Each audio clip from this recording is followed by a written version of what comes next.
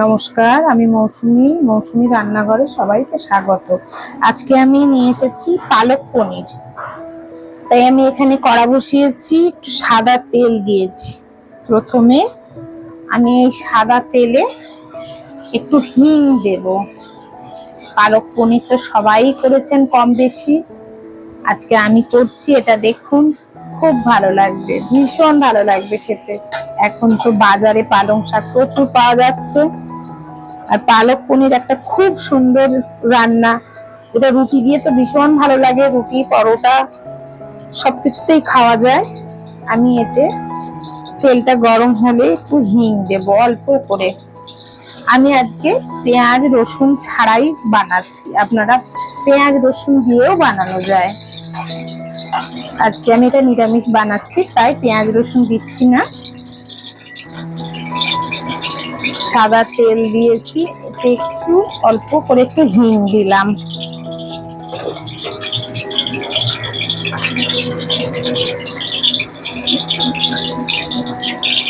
এবারে কয়েকটা জিরে, গোটা জিরে ফোড়ন দিলাম।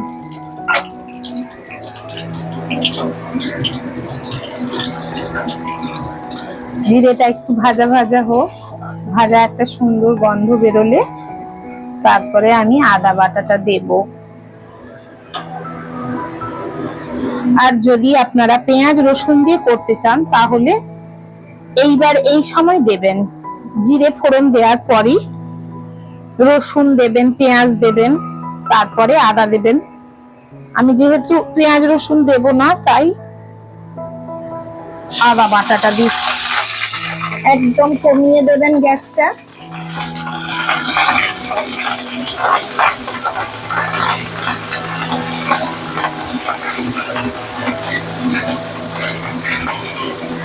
আমি প্রথমে পালং শাকটাকে ভালো করে ধুয়ে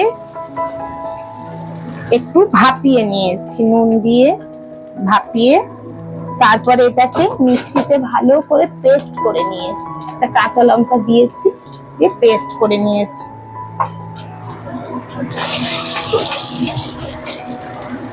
এবারে আমি দেব টমেটো কুচনো।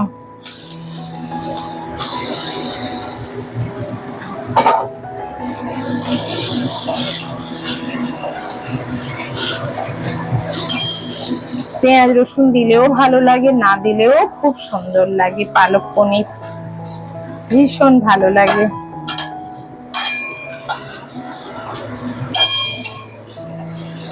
আমি এবার একটু গুঁড়ো মশলা দেব।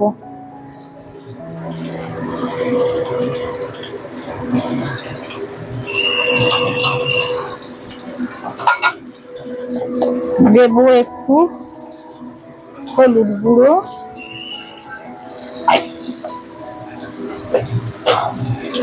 একটু কাশ্মীরি রেড চিলি লাল লঙ্কার গুঁড়ো,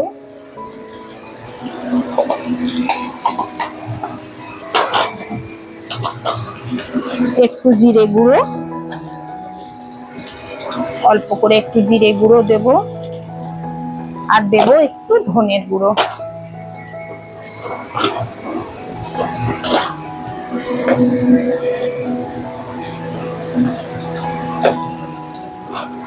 দিয়ে আমি এটা একটু কষে নেব।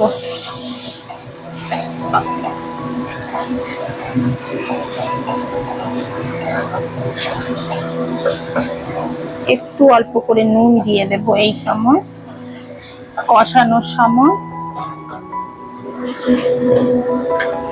আমি এখানে পনিরগুলো, আমি পালং শাকে দিয়েছি নুন, তাই অল্প করে দিলাম। মিষ্টিটাও এখনই দিয়ে দেব। পালং শাকের একটা পিটকুটি ভাব থাকে,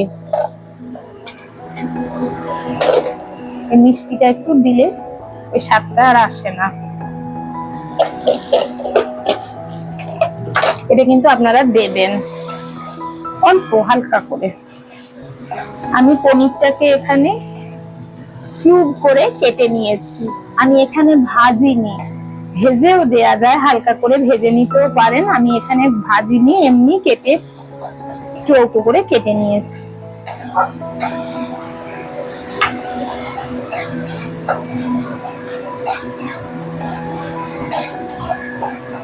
হালকা করে ভেজে গরম জলে দিয়ে রাখা যায়। আমি এখানে দিইনি, না দিয়েও করা যায়। এবারে আমি এই পালং শাকের পেস্টটা দিয়ে দেব।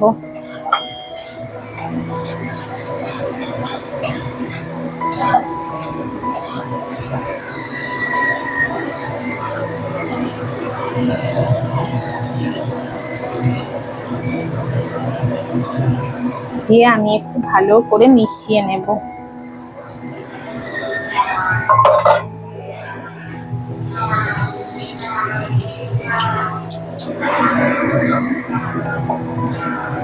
মশলার সাথে ভালো করে মিশিয়ে নেব।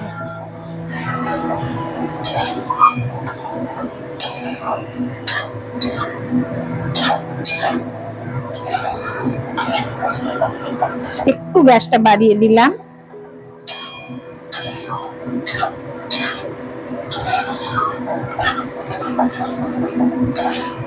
আমি এখানে পেস্ট করেছিলাম যে মিক্সিতে, যে মিক্সি ধোয়া জল একটু রেখেছি, ওই জলটাও এখানে দিয়ে দিলাম।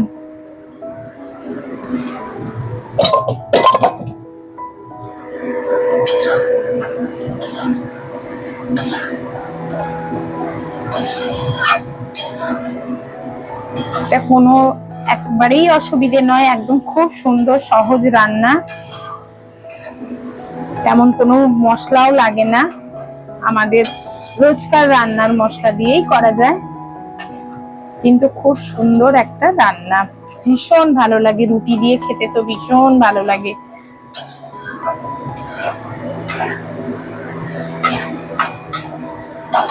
এবার আমি পনির গুলো আস্তে আস্তে করে দিয়ে দেব।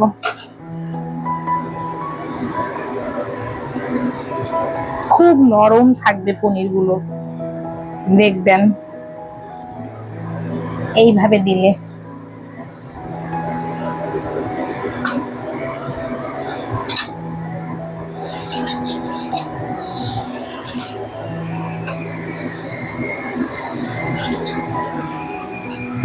এবারে আমি একটু মিশিয়ে নেব সামনে পেছনে করে।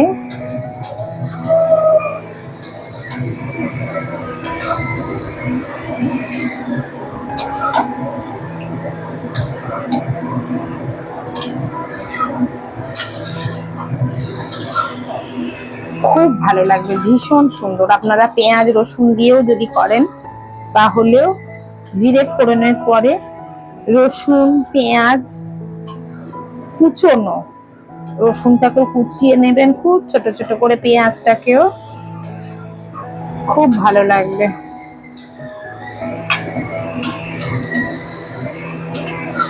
আর এই পালক পনিরে তো গ্রেভি খুব বেশি থাকে না, মাখা মাখাই থাকে, তাই একটু পনিরটা একটু সেদ্ধ হওয়া বলুন, কাঁচা গন্ধটা চলে যাওয়া বলুন, একটুখানি রান্না করি এইভাবে, একটু দেখে নি নুন মিষ্টিটা।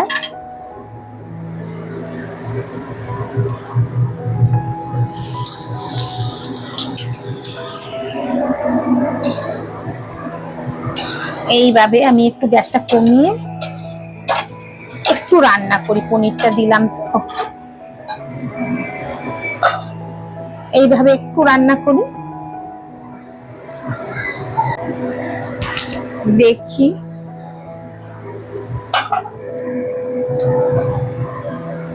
এই দেখুন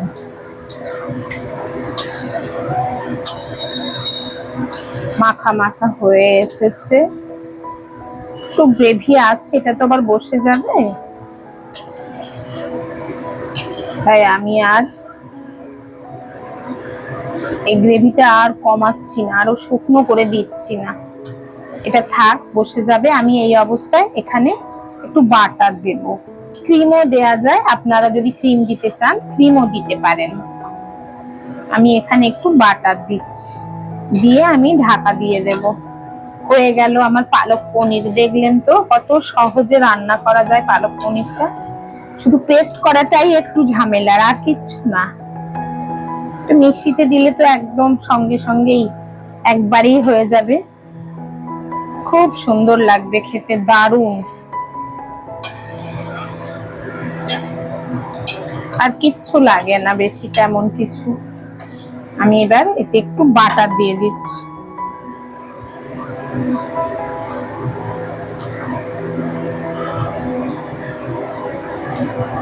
বাটার দিয়ে আমি ঢাকা দিয়ে দিচ্ছি। গ্যাসটা বন্ধ করে দিলাম। এইভাবে আমি রাখি একটু 2 মিনিট মতো, তারপরেই আমি এটা সার্ভ করব।